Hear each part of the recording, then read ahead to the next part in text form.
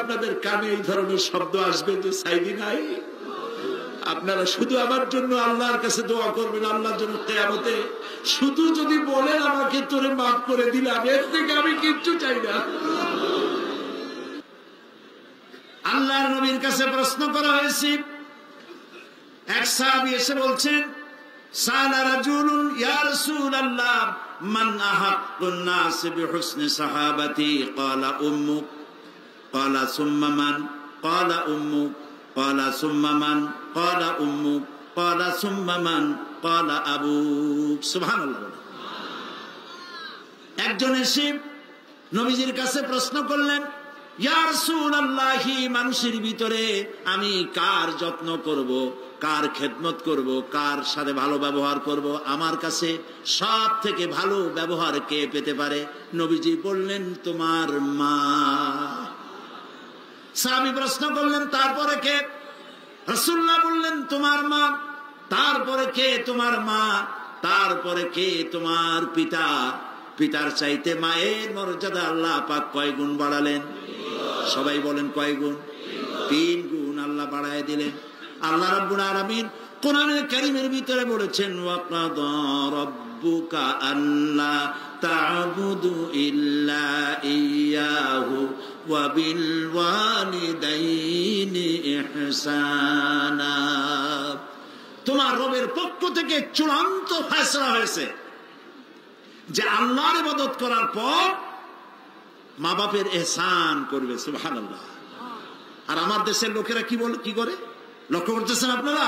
আল্লাহ বলেন কি আর বান্দারা করে কি? আল্লাহ বলছেন মা বাপের খেদমত করো, আমার ইবাদতের পরে আল্লাহর পরেই স্থান কার? চিল্লায় বলেন। আমাদের লোকেরা বোঝে না, না বুঝা চলে যায় ভালো কোনো খাবার, ভালো কোনো ফল কোন হযরত, কোন পীর সাহেবের দরবারে নিয়ে হাজির করলে, হ্যাঁ দেন, পীর সাহেবকে হাদিয়া দিবেন, দেন, কিন্তু আগে দিবেন মায়ের। আপনার কাছে, সন্তানের কাছে সব থেকে বড় পীর হচ্ছে মা। বলেন সব থেকে বড় পীর কে? মা আর বাবা। মা আর এই দুজন হচ্ছে আপনার কাছে সব থেকে বড় পীর। পীর সাহেবের দোয়া কবুল হবে কি হবে না, আলেম সাহেবের দোয়া কবুল হবে কি হবে না, সন্দেহ আছে। 50-50, দোয়া কবুল হইলেও হইতে পারে, না হইলেও না হইতে পারে। কিন্তু মা বাপ যদি দোয়া করে, আল্লাহর দরবারে দোয়া মঞ্জুর হয়ে যায়, 100% দোয়া কবুল হয়ে যায়। সুবহানাল্লাহ বলে। প্রিয় ভাই সব, আল্লাহ রাব্বুল আলামিনের নবী বলেন, মা বাবা যখন দোয়া করে সন্তানের জন্য, যখন দোয়া করে, বন্দুক দিয়া গুলি করলে সেই গুলি তার লক্ষ্য বস্তুর কাছে যেতে যত না দেরি হয়, মা বাপের দোয়া বা বদদোয়া আল্লাহর দরবারের থেকে দ্রুত গতিতে চলে যায়। মাকে খাওয়াও। বুড়া মা আছে না? বলেন আছে না? মা যখন বুড়া হয়ে যায়, বউয়ের কথা মতো সন্তান মায়ের সাথে খারাপ ব্যবহার করে, মুখ মলিন করে থাকে, কথা বলে না, আর মনে মনে বলে, প্রকাশ্য বলে, অনেকের সামনে বলে, বুড়ি মরে না কেন? নাউজুবিল্লাহ। বলেন নাউজুবিল্লাহ। তুমি কারে মরতে বলো? কারে মরতে বলো? তোমার মা, তোমার যখন অসুখ হয়েছে, যত্ন করেছি, বুকের সাথে আগলায় ধরেছে, সারা রাত শিয়রে বসে বসে, বিদ্যুৎ ছিল না ঘরে, কেরোসিনের ল্যাম্প জ্বালায়া, চেরাগ জ্বালায়া কোরআন শরীফ তেলাওয়াত করেছে। আর শেষ রাতি 2খানা হাত রব্বুল আলামিনের দরবারে তুলে দিয়ে কেঁদেছে, রব্বুল আলামিন, আমার বাঁচাধনকে আমার জীবনের বিনিময় আল্লাহ তুমি বাঁচাইয়া দাও। যে মা বললেন, আমার জীবনের বিনিময় আমার ছেলে তুমি বাঁচাও, মেয়েরে বাঁচাও, সেই ছেলে বড় হইয়া বউয়ের পাগল হইয়া বলে, বুড়ি মরে না কেন? নাউজুবিল্লাহ, নাউজুবিল্লাহ। মাকে সম্মান করুন, মাকে ভালোবাসুন। আল্লাহ রাব্বুল আলামিন বলেন, ওয়াওয়াসাইনাল ইনসানা বিওয়ালিদাইহি ইহসানা হামালাতুহু উম্মুহু কুরহা ওয়া ওয়াদাআতুহু কুরহা ওয়া হামলুহু ওয়া ফিসালুহু সালাসুনা শাহরা।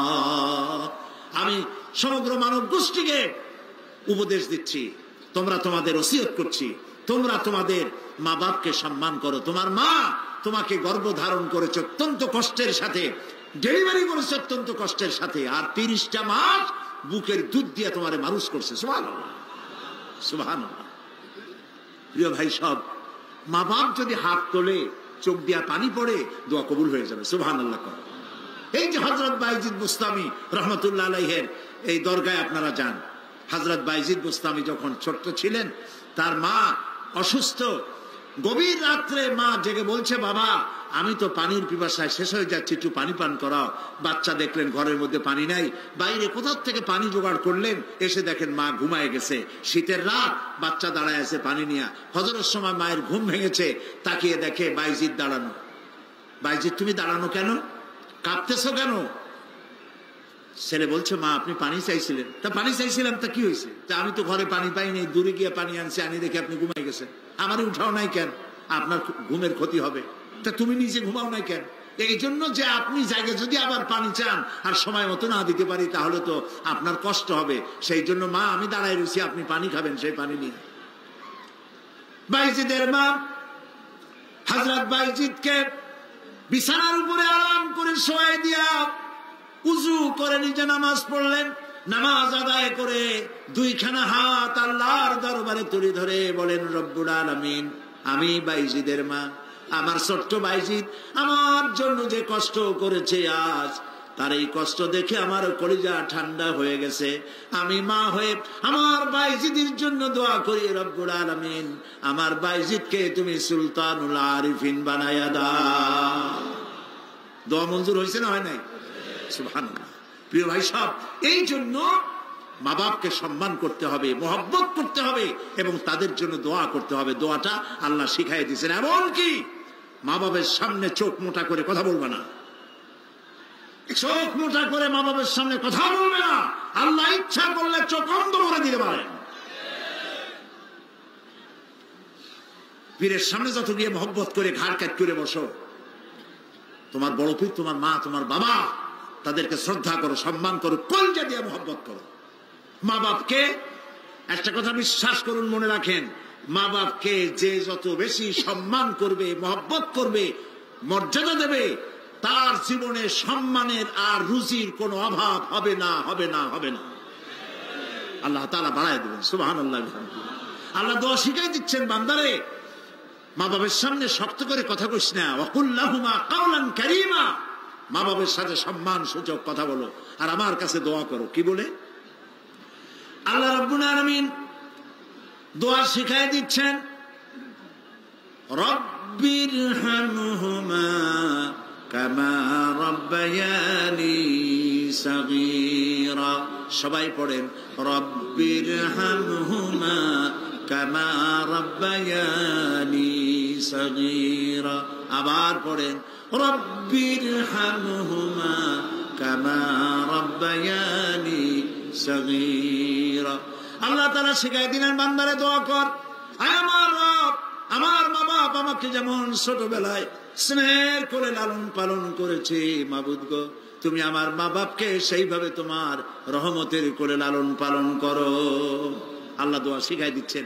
এই দোয়া প্রত্যেক নামাজের পর আপনারা পড়বেন। মনে থাকবে ভাই? জোরে বলেন, মনে থাকবে? আল্লাহ যেন আমাদেরকে মনে রাখান, আমরা বলি আমিন। প্রিয় ভাই সব, মা হিসাবে আল্লাহ তাআলা এই মর্যাদা বৃদ্ধি করে দিলেন। নারী 3টা স্তর বললাম, কন্যা, বধূ, মাতা। 3 স্তরে ইসলাম যে মর্যাদা দিয়েছে, এর থেকে বেশি মর্যাদা পৃথিবীতে কেউ দিতে পারে নাই।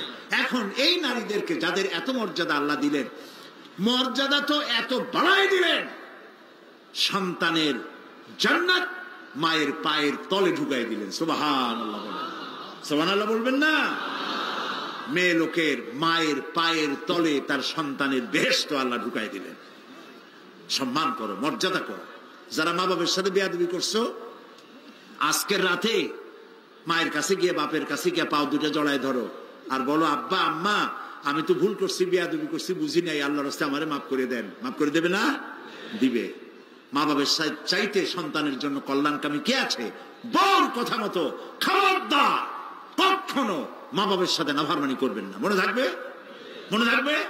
আল্লাহ তাআলা মনে রাখার তৌফিক দিক, আমরা বলি আমিন।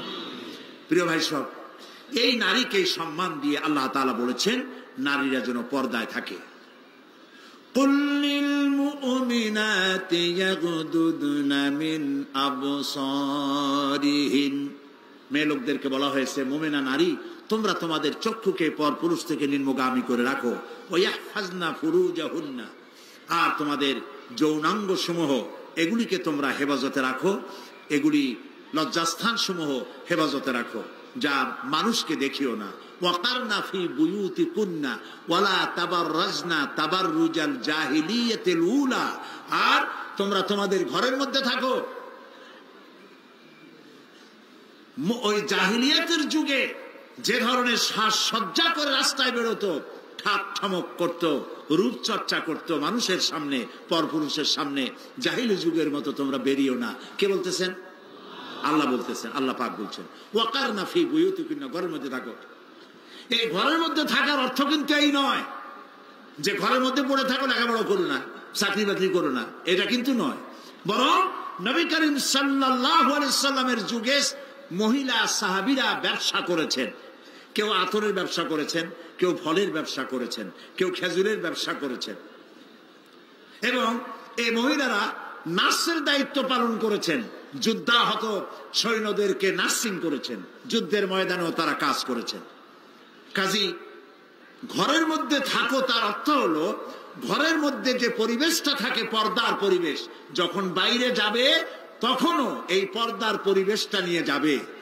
যখন বাইরে যাবে বোরখাটা পরে যাইও, বোরখাটা পরলে ওইটা একটা ঘরের মতো, বোরখার দরজাও আছে, জানালাও আছে, আছে না? যেখানে সুযোগ আছে জানলা খুলে দেন, মুখের কাপড়টা উঠায় দেখেন যেখানে সুযোগ আছে, আর যেখানে সুযোগ নাই জানলা বন্ধ করে দেন, ঠিক না? এই বোরখা পরতে বলা হয়েছে, বোরখা পরে চলবেন। এই বোরখাটা একটা নিয়ামত। বাংলাদেশ নিয়ে কথা বলি, এই বাংলাদেশে আজ পর্যন্ত যত নারীর মুখে অ্যাসিড পড়েছে, একটা দৃষ্টান্ত চাই। আপনারা বলেন আমাকে যে বোরখা পরা একটা মেয়ে লোকের মুখে অ্যাসিড পড়েছে, প্রমাণ দেন। পারবেন প্রমাণ দিতে? পারবেন? কেন পারবেন না বলেন? কারণটা কি? কারণ হলো এই, মেয়ে লোকটা যখন বোরখা পরলো সে আল্লাহর হুকুম পালন করলো। কার হুকুম পালন করেছে? আর তখন আল্লাহর দায়িত্ব হয়েছে নারীর সতীত্বের এবং তার শরীরের হেফাজতের দায়িত্ব নেওয়া। এই জন্য বোরখা পরা নারীর মুখে অ্যাসিড পড়ে না।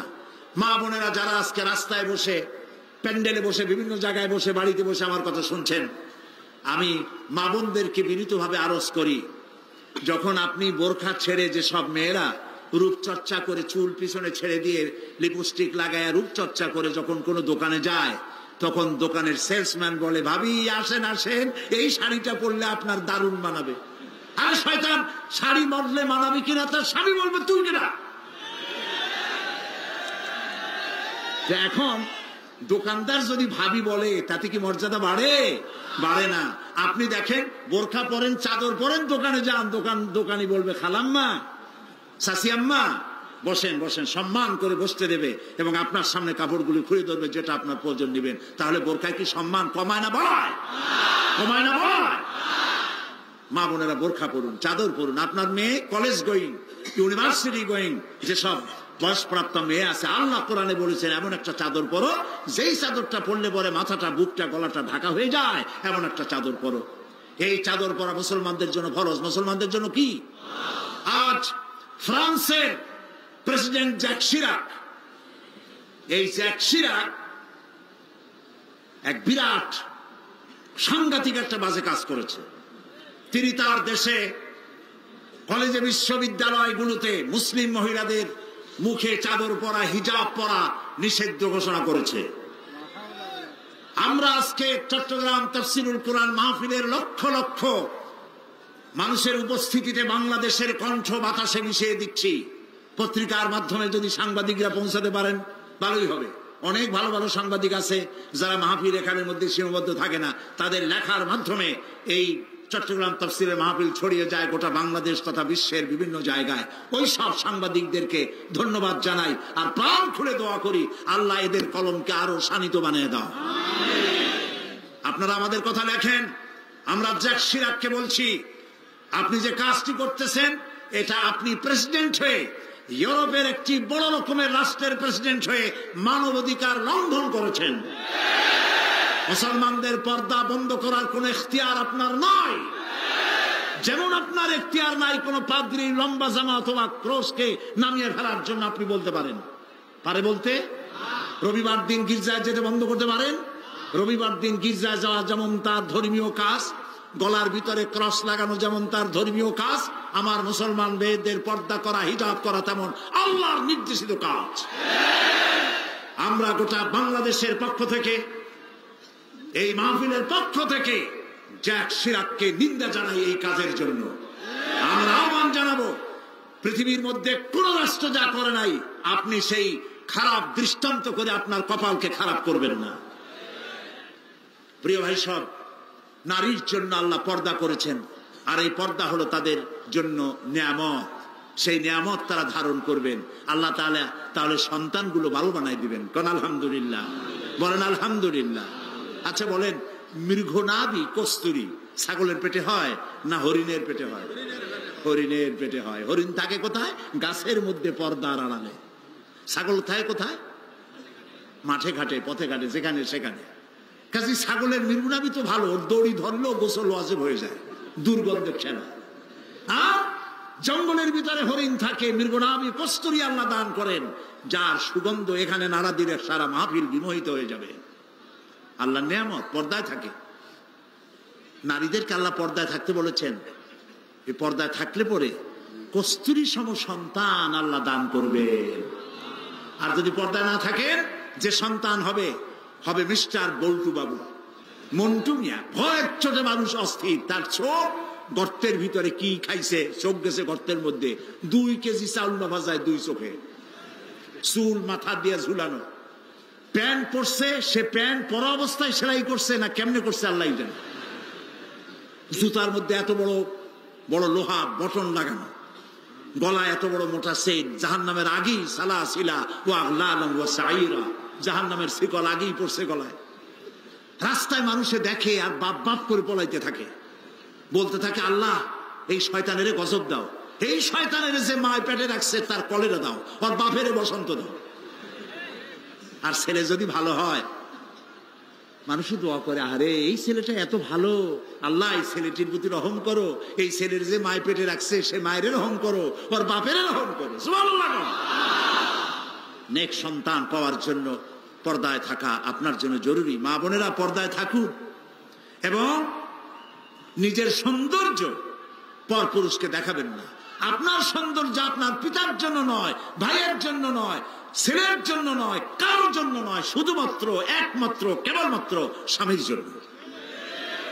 এই সুন্দরী প্রতিযোগিতার কথা সেদিন বলেছি। বাংলাদেশে বিভিন্ন সাবান কোম্পানির পক্ষ থেকে সুন্দরী প্রতিযোগিতা, ফটোজেনিক কি ফটো সুন্দরী, মিস ফটো সুন্দরী জেনিক না কি একটা কপালের সারা, জি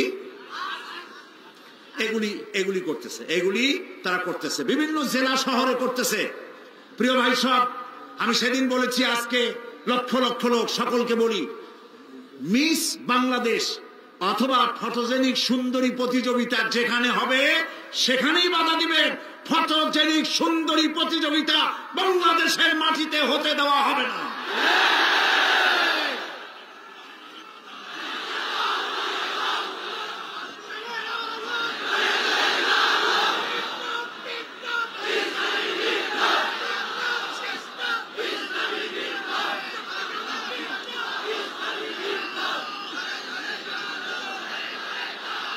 তারা একটু একটু করে আগাচ্ছে, আমরা সহ্য করি, কদ্দুর দেখাচ্ছে। আপনারা যদি কথা না বলেন তাহলে এরপরে মিস বাংলাদেশ শুরু হবে। মিস বাংলাদেশ এখনো করতে পারে নাই, সাহস পায় নাই, এখন ছোট্ট ছোট্ট করে করতেছে, এরপরে মিস বাংলাদেশ করবে। নির্লজ্জ যারা নারীর সুন্দরী প্রতিযোগিতা যারা করে, যারা বিচারক, নারীর সৌন্দর্যের, শরীরের অঙ্গ প্রত্যঙ্গের মাপ নিয়ে সৌন্দর্যের বিচার যারা করে, শয়তানের চাইতেও নিকৃষ্ট তারা, লম্পট, লুচ্ছা। আমাদের দেশকে কোনো অবস্থাতেই আমরা অশ্লীলতার পথে ধাবিত হতে দিতে পারি না। আমি সেদিনও বলেছি, এইডস রোগ তাড়াতে গিয়ে যুবকদেরকে জেনার দিকে আকৃষ্ট করা হচ্ছে। একটা সাইনবোর্ড লাগাইছে, যৌন রোগে টেনশন নাই, কি জানি লইলে, হ্যাঁ, নাউজুবিল্লাহ বলেন। এটা কেমন কথা? আপনি লিখবেন এইডস রোগ হচ্ছে মরণ ব্যাধি, ধর্মীয় অনুশাসন মানলে পরে এইডস রোগ থেকে বাঁচা যায়। এটা দেখুন, যে লিখেছেন, যে ব্যক্তি লিখেছে এই স্লোগান, যার মাথায় আসছে সে নিশ্চয়ই চরিত্রবান না লম্পট। লিখেছে এই যৌন রোগে, বলেন না কি মুখস্থ, যৌন রোগে রেহাই নাই, কন্ডম লইলে টেনশন নাই। তার মানে কন্ডম নিয়ে জেনা করো না। আমি সব জায়গায় বলে এসেছি, চট্টগ্রামের পুলিশ কমিশনার, চট্টগ্রামের ডিসি, আপনারা এই সাইনবোর্ড ভাঙেন। আপনারা যদি এই সাইনবোর্ড না ভাঙেন, আমি জনগণকে বলবো, জনগণ এই এইডসের সাইনবোর্ডকে ভেঙে গুড়িয়ে দাও।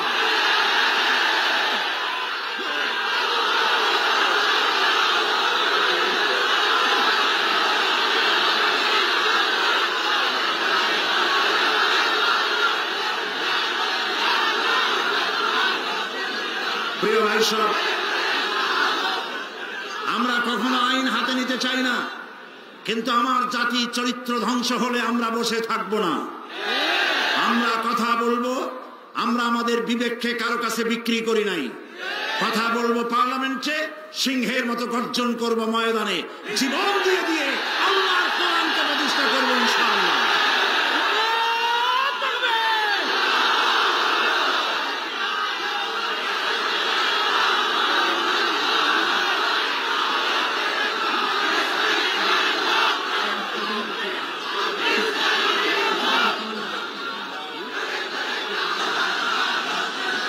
প্রিয় ভাই সব, আমরা কখনো আইন হাতে নিতে চাই না, কিন্তু আমার জাতি চরিত্র ধ্বংস হলে আমরা বসে থাকবো না। আমরা কথা বলবো, আমরা আমাদের বিবেককে কারো কাছে বিক্রি করি নাই। কথা বলবো পার্লামেন্টে, সিংহের মতো গর্জন করব ময়দানে, জীবন দিয়ে দিয়ে আল্লাহর কোরআনকে প্রতিষ্ঠা করবো ইনশাআল্লাহ।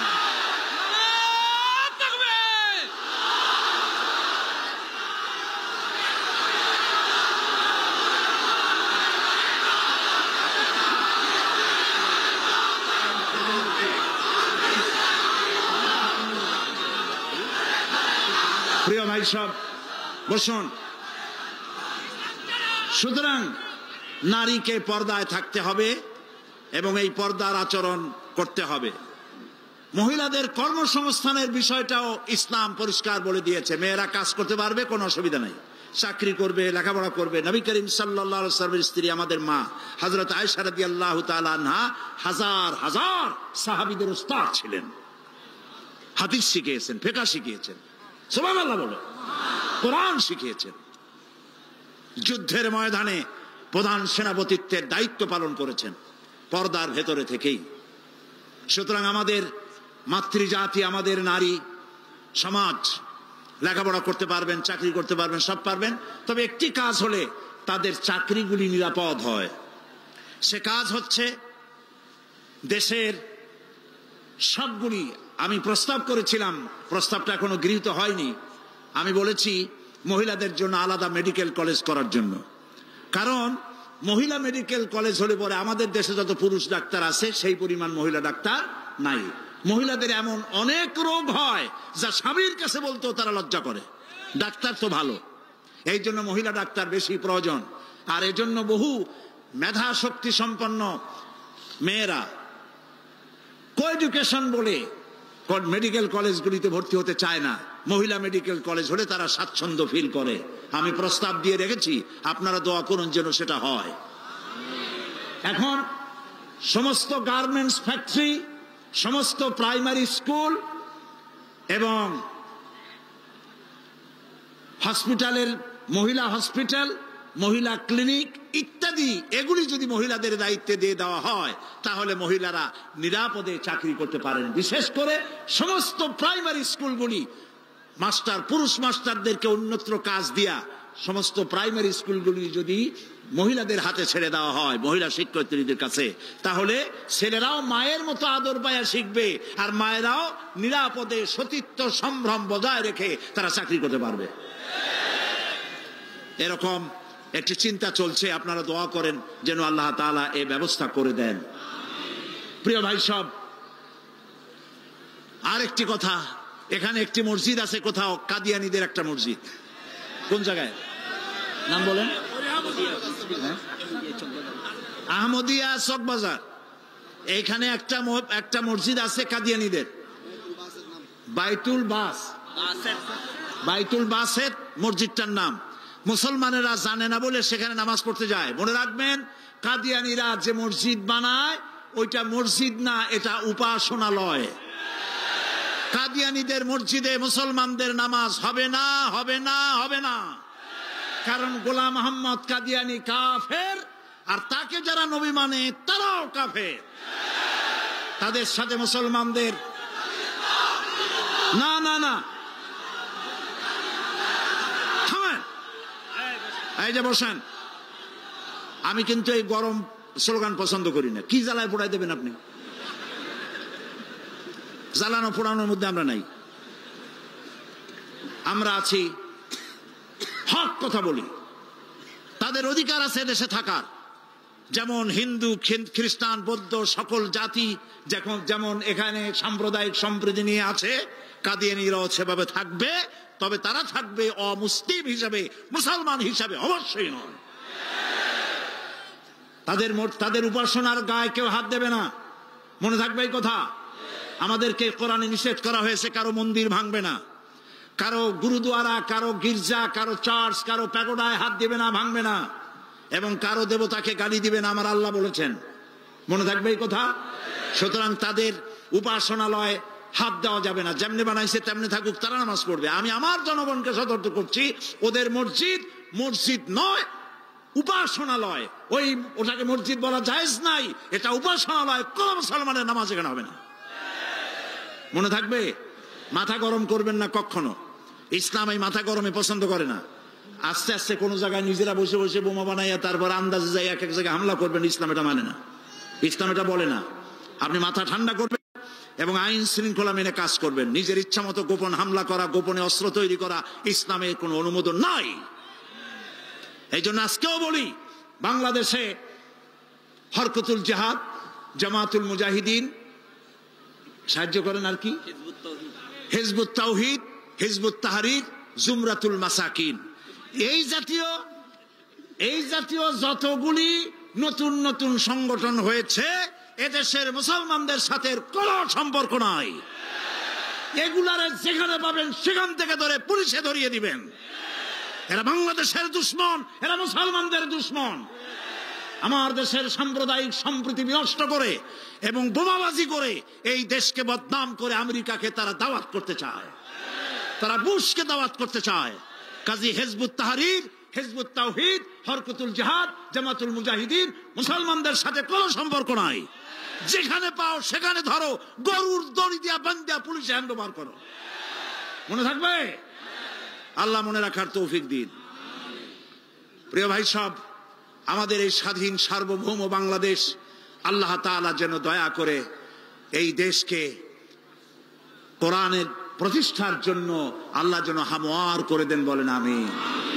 এত মুসলমান কোরআনের কথা শুনতে যে দেশে আসে, সেই দেশে ইসলাম কায়েম হতে দেরি হয়, বড় আফসোস লাগে, কষ্ট হয়। আসুন আমরা সবাই মিলে কোরআনের রাজ কায়েমের আন্দোলনে শরীক হয়ে যাই। আন্দোলন করবেন না, আপনার কোনো দাম নাই। হতে পারেন আপনি বড় মুহাদ্দিস, হতে পারেন আপনি বিশাল চিন্তাবিদ, কিন্তু আন্দোলনের সাথে নাই, আপনার দাম নাই। একটা হাতি, একটা পাগলা হাতি যদি চন্দনপুরা অথবা এদিকে কি পুরো আছে, আরে কোন একজন কথা, এই যে আশেপাশে কত পুরো আছে, একদিক দিয়ে এসে ঢুকলো, একটা হাতি যদি ঢোকে তাহলে বাড়িঘর ভাঙ্গা মেসমার করে দিতে পারে না? কিন্তু হাতি যতই পাগলা হোক, যতই বন্য হোক, যতই শক্তিশালী হোক, একটা রেজিমেন্টের সামনে একটা হাতি কিচ্ছু না। আন্দোলন হচ্ছে রেজিমেন্ট, আন্দোলনে শরীক হও। কোরআন প্রতিষ্ঠা করতে যারা জীবন বাজি রেখে সামনে চলে এসেছে, সেই লাইনে সামিল হয়ে যাও। প্রিয় ভাই সব, আজকে আর আমি কথা বাড়াবো না, কারণ অনেক দূর যেতে হবে। বাংলাদেশের বিভিন্ন জেলা থেকে লোকেরা এসেছেন, আমি 10টার মধ্যেই শেষ করতে চাই। সেই জন্য দালানো ভাইয়ের এবার বসেন, কাঙ্ক্ষিত মোনাজাতের দিকে এগিয়ে যাচ্ছি। দোয়া কবুল হবে ইনশাআল্লাহ, বলি ইনশাআল্লাহ। এত লক্ষ লক্ষ লোকের চোখের পানি এবং তাদের আকুতি আল্লাহ ফেরত দিবেন না ইনশাআল্লাহ, বলি ইনশাআল্লাহ। আজকে কয়জন? আজকে 13 জন ইসলাম কবুল করার জন্য চলে এসেছে। বলো লা ইলাহা ইল্লাল্লাহু মুহাম্মাদুর রাসূলুল্লাহ। আল্লাহ ছাড়া কোনো ইলাহ নাই, মাবুদ নাই, উপাস্য নাই। মুহাম্মদ সাল্লাল্লাহু আলাইহি ওয়াসাল্লাম আল্লাহর প্রেরিত রাসূল। আশহাদু আন লা ইলাহা, একটু জোরে বলো, লা ইলাহা ইল্লাল্লাহু ওয়াহদাহু লা শারীকা লাহু ওয়া আশহাদু আন্না মুহাম্মাদান আবদুহু ওয়া রাসূলুহু। আমি সাক্ষ্য দিচ্ছি আল্লাহ ছাড়া কোনো ইলাহ নাই, মাবুদ নাই, উপাস্য নাই। তিনি এক, তিনি একক, তার কোনো অংশীদার নাই। আমি সাক্ষ্য দিচ্ছি মুহাম্মদ সাল্লাল্লাহু আলাইহি ওয়াসাল্লাম আল্লাহর বান্দা এবং তার প্রেরিত রাসূল। তোমরা সবাই এদিকে ফিরে বলো আসসালামু আলাইকুম। জাতের পূর্বক্ষণে যে কথাটি বলতে চাই, একটু পরেই আমরা এই মিলন মেলা ভেঙে যাবে, যার যার বাড়ির উদ্দেশ্যে মানুষ রওনা করবে। আল্লাহ সকলের ফিরে যাওয়াটা নিরাপদ করে দিন। আমি আপনাদেরকে অনুরোধ করব যে ওয়াজ শোনার, তাফসীর শোনার যে মন আমাদের আছে, সেই পরিমাণ নামাজের মন নাই। এই জন্য 5 ওয়াক্ত নামাজ সঠিকভাবে আদায় করবেন, নামাজ কখনো ছেড়ে দিবেন না। বিশেষ করে জওয়ান যুবক যারা আছে, ছাত্র, তরুণ, যুবক, আমি তাদেরকে বলবো, চরিত্র একটি মহা সম্পদ। যখন চরিত্র থাকে না তখন সে মানুষ থাকে না, শয়তানের চাইতে নিকৃষ্ট হয়ে যায়। আমি সমস্ত তরুণ যুবকদেরকে, যাদেরকে আমি আমার চোখের সামনে দেখতে পাচ্ছি, এই মাহফিলে 2% যদি বৃদ্ধ মানুষ থাকে, 98% তরুণ যুবকে ভরা এই মাহফিল। আমি সকল যুবকদেরকে, ছাত্র, তরুণ যুবকদের প্রতি আহ্বান জানাবো, আমাদের জীবনের সাথে সম্পৃক্ত প্রিয় জীবন আদর্শ যার নাম ইসলাম, এই ইসলামের পতাকাকে উড্ডীন করার জন্য ইসলামী আন্দোলনে শরীক হওয়ার সকলের প্রতি আমি আহ্বান জানাই। সকলের চরিত্র ভালো করে ইসলামের দিকে এগিয়ে আসার আহ্বান জানাচ্ছি।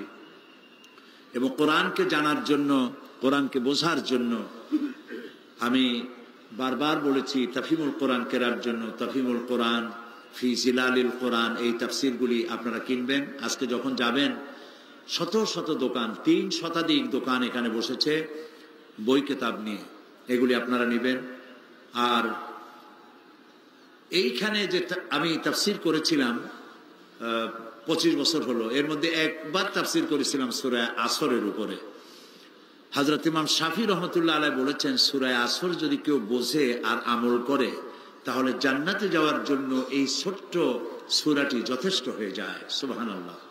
5 দিন আলোচনা করেছি একটি সূরার, ছোট্ট সূরাটি, তাও শেষ করতে পারি নাই। সেটি গ্রন্থবদ্ধ আকারে এসেছে, নাম রেখেছে তাফসিরে সাঈদী সূরা আসর। সমস্ত দোকানগুলিতে পাওয়া যাবে, আপনারা নিয়ে যাবেন এই তাফসিরটি, তাফসিরে সাঈদী সূরা আসর। আর সর্বশেষ আমি আজও বলি যে আমি মোমেন ব্যক্তি তো সেই যে নিজের জন্য যা পছন্দ করে অন্যের জন্য তাই পছন্দ করে। সুতরাং আমি জামাত ইসলামী করি, এবং কেন করি এই প্রশ্ন বহু জায়গায় আছে যে পীর মুরিদি ছাড়িয়ে দিয়ে এটা করলাম কেন। আমি সেই জবাব লিখিত আকারে দিয়েছি, আমি কেন জামাত ইসলামী করি। এটা আমার লেখা একটা বই, এই বইয়ের ভিতরে আমি দেখিয়েছি যে খেলাফত এবং মুলুকিয়াতের ব্যাপারে, সাহাবীদের ব্যাপারে, নবীদের ব্যাপারে, ইসমতে আম্বিয়ার ব্যাপারে যে সমস্ত কথা আমাদের বিরুদ্ধে বলা হয়, সেই কথাগুলি যে যৌক্তিক নয়, এই কথাগুলি এর মধ্যে এসছে। সুতরাং যারা জামাত করেন তাদের জন্য প্রয়োজন, আর যারা করেন না তাদের জন্য প্রয়োজন অন্তত জবাবগুলি জানতে পারবেন। আর আমি কেন করি এই দলটি, তা আপনারা বুঝতে পারবেন। আল্লাহ যেন তৌফিক দেন, এটাও পাওয়া যাবে প্রত্যেক দোকানে, আপনারা নেওয়ার চেষ্টা করবেন। প্রিয় ভাই সব, সর্বশেষ আমার আরজ আপনাদের কাছে, নামাজ কেউ ছেড়ে দিবেন না। 5 ওয়াক্ত নামাজ আমরা আদায় করব সহিভাবে, কারণ বুখারী শরীফে এসেছে কিয়ামতের দিন সর্বপ্রথম প্রশ্ন হবে নামাজ পড়েছো কিনা। প্রথম প্রশ্ন আল্লাহ করবেন নামাজ। প্রথম প্রশ্ন কি হবে? নামাজ পড়ে। যার নামাজ কবুল হবে জীবনের সমস্ত নেক আমলগুলি কবুল হবে, যার নামাজ কবুল হবে না সব বরবাদ হয়ে যাবে। আল্লাহ তাআলা আমাদের জন্য নামাজি বানান, আমরা বলি আমিন। নামাজ জীবনে আর ছাড়বো না, এই ওয়াদা কি করা যাবে ভাইরা? করা যাবে ওয়াদা? দুটি হাত উঁচু করেন, বলেন ইয়া আল্লাহ, তোমার পবিত্র নামে তোমাকে সাক্ষী করে ওয়াদা করছি, শপথ করছি, আল্লাহ তাআলা যতদিন পর্যন্ত মালাকুল মউত আমার মাথার কাছে না আসতেছে, ততদিন পর্যন্ত ফরজ নামাজ, ফরজ রোজা আর ছেড়ে দেব না, আর ছেড়ে দেব না, আর ছেড়ে দেব না। আল্লাহ তাআলা আমার আজকের এই ওয়াদা আমার মৃত্যু পর্যন্ত কবুল করে নাও, আমিন ইয়া রাব্বাল আলামিন। আমরা আল্লাহ তাআলাকে একটু স্মরণ করে নেই, আমার সাথে আপনারা পড়েন সুবহানাল্লাহ, আলহামদুলিল্লাহ, লা ইলাহা ইল্লাল্লাহ, সুবহানাল্লাহ, আলহামদুলিল্লাহ, লা ইলাহা ইল্লাল্লাহ, সুবহানাল্লাহ, আলহামদুলিল্লাহ, লা ইলাহা ইল্লাল্লাহ, সুবহানাল্লাহ, আলহামদুলিল্লাহ, লা ইলাহা ইল্লাল্লাহ, সুবহানাল্লাহ, আলহামদুলিল্লাহ, লা ইলাহা ইল্লাল্লাহ। ইয়া আল্লাহ, ইয়া রহমান, ইয়া রহিম, ইয়া হাইয়ু, ইয়া কাইয়ুম। সবাই পড়েন ইয়া আল্লাহ, ইয়া রহমান, ইয়া রহিম, ইয়া হাইয়ু, ইয়া কাইয়ুম। ইয়া আল্লাহ, ইয়া রহমান, ইয়া রহিম, ইয়া হাইয়ু, ইয়া কাইয়ুম। ইয়া আল্লাহ, ইয়া রহমান, ইয়া রহিম, ইয়া হাইয়ু, ইয়া কাইয়ুম। আল্লাহুম্মা আমিন। ربنا ظلمنا أنفسنا وإن لم تغفر لنا وترحمنا لنكونن من الخاسرين। সবাই পড়েন আমার সাথে, ربنا ظلمنا أنفسنا وإن لم تغفر لنا وترحمنا لنكونن من الخاسرين। سبحانك اللهم وبحمدك نستغفرك ونتوب إليك। سبحانك اللهم وبحمدك نستغفرك ونتوب إليك। আয় আল্লাহ রাব্বুল আলামিন, 5 দিন ব্যাপী তাফসীরুল কোরআন মাহফিলের সমাপনী দিবসে লক্ষ লক্ষ মানুষ ভিক্ষুকের মতো, কাঙ্গালের মতো তোমার দরবারে গুনাহ ভরা হাত নিয়ে তোমার দরবারে হাত তুলেছি। রব্বুল আলামিন, আমাদের গুনার দিকে তাকায়ও না, আমাদের বদ আমলের দিকে তাকায়ও না, আমাদের চোখের দিকে তাকাও, আমাদের মুখের কাকুতি মিনতির দিকে তাকাও। রব্বুল আলামিন, দয়া করে আমাদের জিন্দেগীর গুনাহ মাফ করে দাও। রব্বুল আলামিন, সারা জীবন গুনাহ করে করে জীবনটাকে বরবাদ করে দিয়েছি বাবু। গুনার কথা মনে হলে লজ্জায় মাথা নিচু হয়ে যায়, কারণ তুমি আমাদেরকে মেহেরবানি করেছো আর আমরা করেছি নাফরমানি। তুমি করেছো মেহেরবানি, আমরা করেছি নাফরমানি। রব্বুল আলামিন, দুনিয়ায় এমন কোন পাপ নাই যা কম বেশি আমরা করি নাই। মাবুদ গো, দয়া করে আমাদেরকে মাফ করে দাও। আয় আল্লাহ রব্বুল আলামিন, এই মাহফিলের ভিতরে জিনাকার থাকতে পারে, জুয়ারি থাকতে পারে, মদখোর থাকতে পারে, খুনি থাকতে পারে, ডাকাত থাকতে পারে, ঘুষখোর সুদখোর থাকতে পারে। আল্লাহ তাআলা, এটাও তো ঠিক যে ধরনের পাপীর মধ্যে ভালো মানুষও আছে। আয় আল্লাহ তাআলা, আমাদের মতো গুনাহগারের চেহারা দেখলে পরে তোমার গোসা হতে পারে। সেজন্য তুমি তোমার নেক বান্দাদের যাদেরকে পছন্দ হয়, আল্লাহ তুমি দয়া করে আজ সকলের মধ্যে আমাদের মতো খারাপ মানুষগুলিও চালাইয়া না। রব্বুল আলামিন, আমরা জানি ধান বিক্রি করতে গেলে ধানের সাথে তুষগুলিও বিক্রি হয়ে যায়, চিটা বিক্রি হয়ে যায়।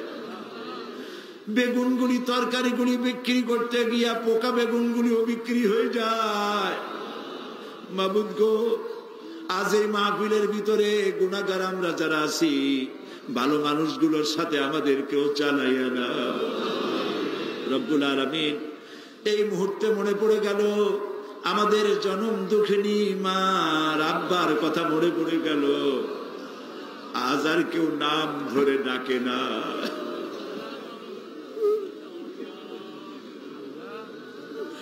বাপজান যারা মারা গেল, বাবু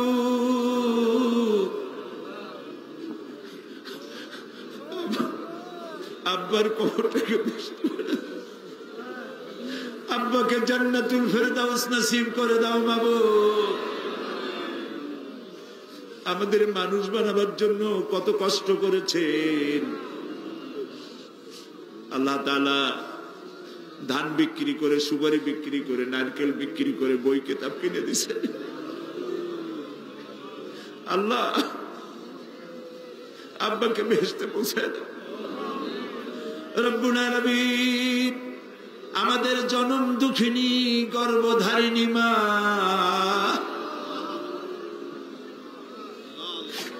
একটা অক্ষর মা, সারা দুনিয়ার মধু ডুবাই দিছো বাবু তুমি। রব্বুল আলামিন, মা যারা হারাইছে, আল্লাহ মায়ের কবরটাকে জান্নাত বানাইয়া দাও। আল্লাহ গো, মা আমাদের যাদের বেঁচে আছে সুস্থ রাখো, ভালো রাখো, খিদমত করার তৌফিক দাও। আল্লাহ, কোরআন হাদিসে যা পড়ছি সেই অনুপাতে মা বাবার খিদমত করতে পারি নাই, মাফ করে দিও আমাদেরকে বাবু। আল্লাহ, আমাদের মা বাবা যাদের বেঁচে আছে পরনির্ভর যেন হয় না, সুস্থ থাকতে ইমানের সাথে নিয়ে নিও বাবু। রব্বুল আলামিন, আমাদের দাদা দাদি, নানা নানি, শ্বশুর শাশুড়ি, আত্মীয় স্বজন যারা দুনিয়া থেকে বিদায় হয়ে গেছে, মাবুদ তুমি যদি শাস্তি দাও কেউ ঠেকাইতে পারবে না। আর তুমি যদি রহম করো, কৈফিয়ত কারো কাছে দেওয়া লাগবে না। আল্লাহ তুমি তাদেরকে মাফ করে দাও। রব্বুল আলামিন, আজকে দোয়া করি, আমরা যখন স্বাধীন বাংলাদেশের বুকে লক্ষ লক্ষ মানুষ একত্রিত হয়ে তোমার কাছে দোয়া করতেছি মাবুদ, এই সময় ইরাকের মুসলমানেরা খাবার পায় না, থাকতেও পারে না। ও আল্লাহ,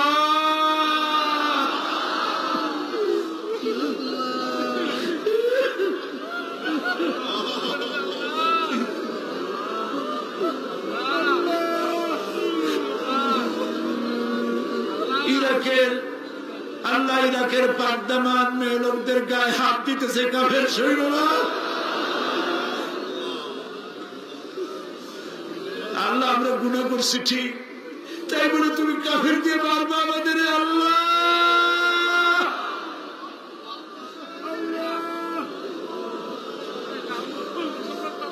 আল্লাহ আল্লাহ ইরাকের মুসলমানদেরকে স্বাধীনতা ফিরায় দাও। আমেরিকার যত সৈন্য আসছে, বিদেশের যত কাফের সৈন্য আসছে, হয় তাদের মুসলমান বানাও, আর নইলে যত বিদেশি সৈন্য আসছে সবগুলির কবর বানায় দাও। একটাও যেন বাড়ি ফিরে আসে আল্লাহ। আল্লাহ প্যালেস্টাইনের মুসলমানদের কথা কি মনে করা যায়? ইহুদিরা কামান দিয়ে গোলা মারে, আর প্যালেস্টাইনের গোলাপ ফুলের মতো বাচ্চা ছেলেরা ইট পাথর দিয়ে মোকাবেলা করে। আহারে আল্লাহ প্যালেস্টাইনি মুসলমানদের হাতে প্যালেস্টাইন উঠায় দাও রব্বুল আলামিন।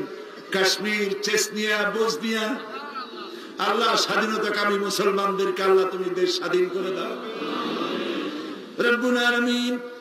আমাদের প্রিয় জন্মভূমি বাংলাদেশ, আল্লাহ তাআলা এই দেশের উপর রহমত নাজিল করো। সন্ত্রাসের জ্বালায়, অপহরণকারীদের জ্বালায় দেশটা বদনাম করে ফেলাইলো। মানুষ বড় আশা করে ভোট দিছিল বাবু, খাইয়া না খাইয়া ভোট দিছিল বাবু। আল্লাহ এই সন্ত্রাসী গুলা দেশটার ইজ্জত মারল।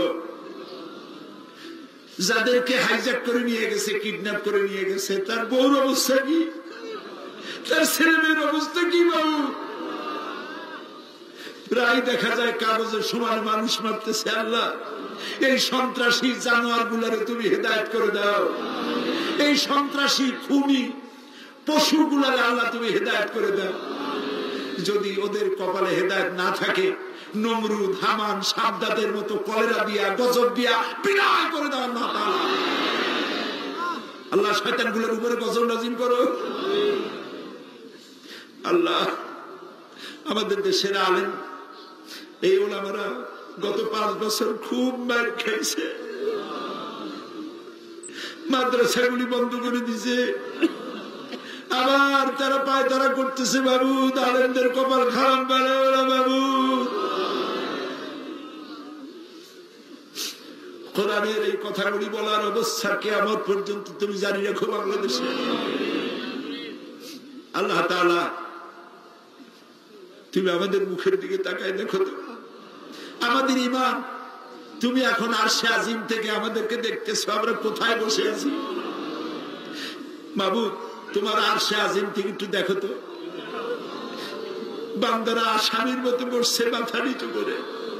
রাস্তায় মানুষ, বাড়িতে মানুষ, গাছে মানুষ, মানুষ আর মানুষ কান্দে। রবের কাছে কাঁদতেছে, মালিকের কাছে কাঁদতেছে, খাজা বাবার কাছে কান্দি না, দুনিয়ার কোন খাজা বাবায় কান্দি না, মন্ত্রীর কাছে কান্দি না, আকাশ আর জমিনের মালিকের কাছে কাঁদতেছি। মাবুদ আমাদের দোয়া কবুল করো রব্বুল আলামিন। 3000 বছর বসে জাহান্নামের আগুন তুমি উত্তপ্ত করেছো। রক্ত মাংসের শরীর নিয়ে আমরা জাহান্নামের আগুনে জ্বলতে পারবো না। আল্লাহ জাহান্নামের আগুন আমাদের জন্য হারাম বানায় দাও। প্রিয় ভাই সব মাথা নিচু করেন, চক্ষু বন্ধ করেন। যার যা বলার আছে কান্দেন আর বলেন, যার যার নিজের কথা বলেন, দোয়া কবুল হবেই ইনশাআল্লাহ, হবেই ইনশাআল্লাহ। যার যার কথা নিজেরা বলেন আল্লাহর কাছে। আল্লাহ সাইদি সাহেবের হায়াত আমিন, আল্লাহ সাইদি সাহেবের হায়াত আমিন, আল্লাহ তাকে সুস্থ করে দাও, আল্লাহ তার যত রকমের অসুবিধা আছে আল্লাহ তুমি সব অসুবিধা দূর করো, সমস্ত রোগ থেকে তাকে শাফা দাও। আল্লাহ তাআলা অনেক কিছু চাইতে পারলাম না, আমরা তো বোকা, চাইতেও পারি না।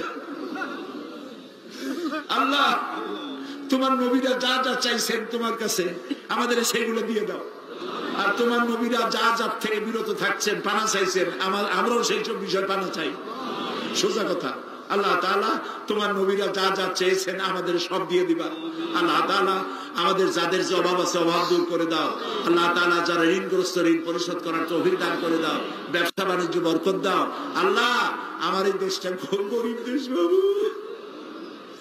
আল্লাহ তাআলা এই গরিব দেশটির সমস্ত নদী খাল বিল সমুদ্র ভরা মাছ দাও, জমিন ভরা ফসল দাও, গাছ ভরা ফল দাও, মানুষের কলিজা ভরা ঈমান দাও। আল্লাহ তাআলা ঈমান দিয়ে আমাদের কলিজা ভরে দাও। আল্লাহ আমাদের যুবক সম্পদ, যুবকরা আমাদের সম্পদ, ছাত্র যুবক সকলকে দিনদার ঈমানদার পরেজগার বানায় দাও। আল্লাহ বাংলাদেশটাকে যারা শয়তান বানাতে চায়, বাংলাদেশটাকে যারা খারাপ বানাইতে চায়, ধর্মনিরপেক্ষ বানাইতে চায়, তাদের হাত থেকে বাংলাদেশ আল্লাহ তুমি রক্ষা করো। আল্লাহ তোমার এই কোরআন, এই কোরআনের আইন আমরা দেখতে চাই। আমাদের জীবনের বিনিময়ে, রক্তের বিনিময়ে বাংলাদেশের কোরআনের আইন আল্লাহ তুমি দয়া করে চালু করে দাও। প্রিয় ভাই সব, আরেকটা দোয়া চাই, শেষ করি। আমি আপনাদের এক নগণ্য গোলাম।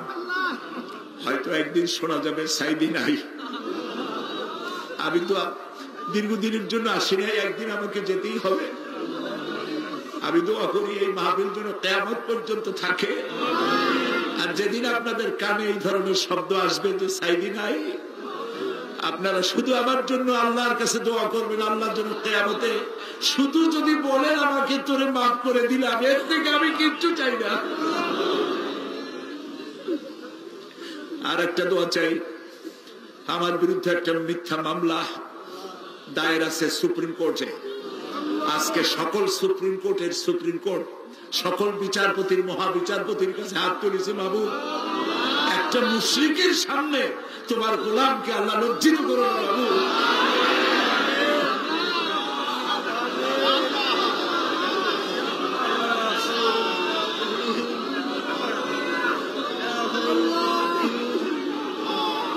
ربنا تقبل منا إنك أنت السميع العليم وتب علينا إنك أنت التواب الرحيم سبحان ربك رب العزة عما يصفون وسلام على المرسلين والحمد لله رب العالمين واجعل آخر كلامنا عند الموت لا إله إلا الله محمد رسول الله. السلام عليكم ورحمة الله.